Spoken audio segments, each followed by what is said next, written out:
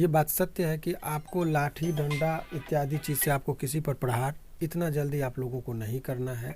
कहता है कि minimum force should be use. तो मिनिमम फोर्स की जहाँ तक बात है तो मिनिमम फोर्स में आप उसका इस्तेमाल कीजिए जितना में कम है। तो डायरेक्ट आप उसको लाठी मार रहे हैं, कहाँ मार रहे हैं, सर पर मार रहे हैं। जो वीडियो आया है ये बहुत ही पीड़ादायक है। नमस्कार, आप देख रहे हैं बीजे न्यूज और मैं बीभू कुमार झा। बीएसएससी के तकरीबन हजारों अभ्यर्थियों के ऊपर लाठी बरसा और अभ्यर्थी जख्मी हो गए और लहूलुहान हो गए। ऐसे में कई अभ्यर्थियों को गिरफ्तार कर लिया गया। शिवरंजन भारती सर हैं, एडवोकेट हैं हाईकोर्ट के, इनसे ही जुड़ेंगे। आखिर ये जो प्रोसेस हुआ हिंसक प्रवृत्ति थी या अहिंसक प्रवृत्ति थी, क्या कुछ इसमें और भी बातें आ रही है? हम सर से ही बात करेंगे। सर, क्या ये मतलब कि हिंसक प्रवृत्ति था जो इस तरह? देखिए, ये हिंदुस्तान जो हमारा देश जो आज़ाद हुआ तो आज़ादी का मूल रूप ये नहीं कि पहले हम जंजीर से बंधे हुए होते थे। मानसिक रूप से आप कितने स्वतंत्र हैं उसी को आज़ादी कहते हैं। तो आज़ादी का मूल जो स्वरूप जो आज़ादी के बाद हमको मिला वो भारत का संविधान मिला। और भारत के संविधान में जो सबसे अहम बात हमको आज़ादी के बाद मिली वो मौलिक अधिकार मिला। और मौलिक अधिकार में जो सबसे अहम आपको मिलता है वो right to speech and expression, अपनी भावना को एक्सप्रेस करने का जो आपको मिला ये इत्यादि अधिकार।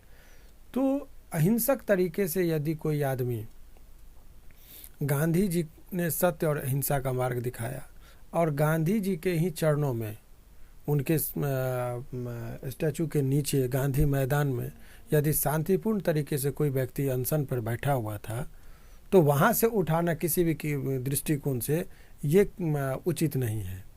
परंतु यहाँ पर बहुत सारे छात्रों को गुमराह इस वजह से कर दिया जाता है कि आप परमिशन लीजिए। तो क्या अंग्रेज से हमने जो लड़ाई लड़ा भारत छोड़ो आंदोलन, क्या अंग्रेजी हुकूमत से परमिशन लेके आंदोलन गांधी जी क्या करते थे? सविनय अवज्ञा आंदोलन चलाए, क्या अंग्रेज से परमिशन लेके किए थे? अभी भारत छोड़ो आंदोलन हुआ तो बहुत सारी बातें आप देखेंगे तो आपको लगेगा कि ये सब चीज़ें हजम नहीं था। हाँ, तो कहिएगा प्रशासन का एक अलग समस्या होता है।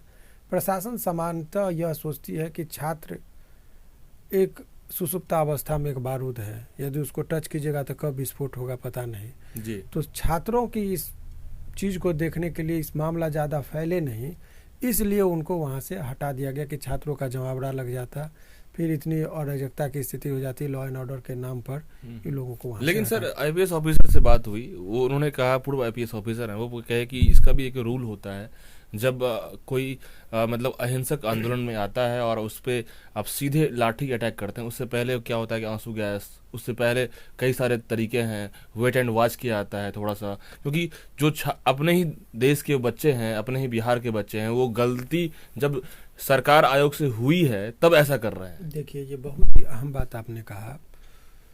ये बात सत्य है कि आपको लाठी डंडा इत्यादि चीज़ से आपको किसी पर प्रहार इतना जल्दी आप लोगों को नहीं करना है। कहता है कि minimum force should be use. तो मिनिमम फोर्स की जहाँ तक बात है तो मिनिमम फोर्स में आप उसका इस्तेमाल कीजिए जितना में कम है। तो डायरेक्ट आप उसको लाठी मार रहे हैं, कहाँ मार रहे हैं, सर पर मार रहे हैं। जो वीडियो आया है ये बहुत ही पीड़ादायक है। तो प्रशासन को भी इस चीज़ पर थोड़ा सोचना चाहिए। ठीक है, लॉ एंड ऑर्डर भी मेंटेन करना उनकी जो दायित्व बनती है, इसमें कहीं कोई दो राय नहीं है। पुलिस के प्रति हमारा आदर भी है। यदि सर मान लीजिए कि लेकिन जिस तरीके से आप इतना हिंसक तरीके से आप कर रहे हैं ना वो गलत है। इसमें किसी की जान भी जा सकती है, तो वो उसके लिए जिम्मेदार कौन होगा? तो सर, यदि मान लीजिए जान चले जाती किसी का, जैसे सर पे लगा, किसी का ब्रेन, किसी का आंख, तो जान जाने के बाद जिम्मेदार कौन होता? देखिए, यदि मर्डर हो जाता। देखिए, सवाल है प्रशासन, पुलिस जो है होता है वो सरकार के अधीन है। सरकार का मतलब कि गृह विभाग के अंतर्गत आता है। तो गृह विभाग अभी माननीय मुख्यमंत्री जी के अधीन है। तो ऐसे परिस्थिति में बिना उनके सहमति और अनुमति के और बिना उनके माने स्वीकृति के इस तरह की कार्य नहीं होती है। उनको दिया जाता है रिपोर्ट। तो उनके संज्ञान में यदि है और वही यदि चाह रहे हैं कि छात्रों को, अभी लाठीचार्ज कोई छात्र पर नई बात नहीं है। अब पहले लाठीचार्ज करने से पहले हाई लेवल की मीटिंग होती थी, लाठीचार्ज करने से पहले भी और बाद में भी उसकी समीक्षा होती थी। परंतु आए दिन एक प्रचलन चल गया है कि चाहे वो छात्र का आंदोलन हो, चाहे किसान का आंदोलन हो, चाहे वो किसी होमगार्ड का आंदोलन हो, इत्यादि लोगों को हमने, चाहे वो शिक्षक का आंदोलन हो, देखिएगा कि बिना माने सोचे समझे लाठीचार्ज कर दिया जाता है, आंसू गैस के गोले छोड़ दिए जाते हैं।